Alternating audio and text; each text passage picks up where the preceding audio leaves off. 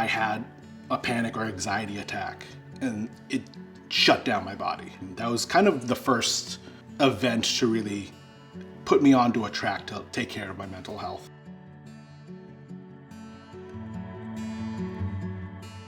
My name is David. I served with the United States Marine Corps from 2010 to 2014, and I was a combat correspondent, 4341. Something that impacted my mental health was just the day-to-day. It can build up inside a person. I probably worked 80 hours a week on average. My transition experience was challenging on a lot of levels for my mental health. So I was being treated, I think the last year I was on medication, and one mindset was, I'm gonna be leaving this stressful environment, so I should be in a better place. What led me to seek help was just I think most of it was loneliness, but slipping back into depression, I think, is something that's very common. You don't necessarily have the friends that you did when you left, and that kind of network isn't there anymore, so it's easy to collapse into yourself a little bit and have to figure out how to start again. If you're going back to school, you're a little bit older, you might feel a little bit self-ostracized in that sense.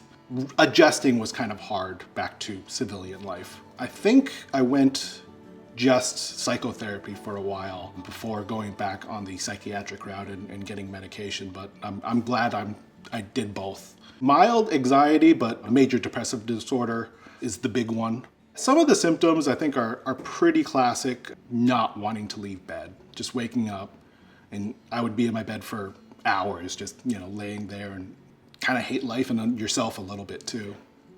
I think for me, it was mostly saying it out loud and then being accountable to a person, because I'm not great at making and keeping promises to myself. I still receive psychiatric care. Being outside and being with friends is just a nice experience. One of my hobbies is just having too many hobbies. I'd like to just try doing a lot of different stuff. I've worked on my car.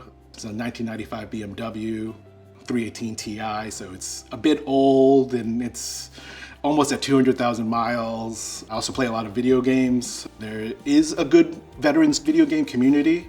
I know Call of Duty has a whole thing, but in Boston we have Frost Call, which is a local organization that does meetups. I think having those communities is important, and I think community is definitely a great thing to have. I love being with people and being able to help people get your VA healthcare. It is something you are entitled to, you earned, and just getting that and your whatever service-connected disability you may have. Take more risks. Don't worry about what other people think about you. Don't be afraid of passion, I think is a strong one too. Personally, I think mental health treatment is never a bad thing. It's always something that you can build off of, and it's good to have that jumping off point. There's a lot of things that you might not know about yourself or that you're keep locked up and not addressing. Therapy or anything like that can really just make you aware of those things, and I think that's important.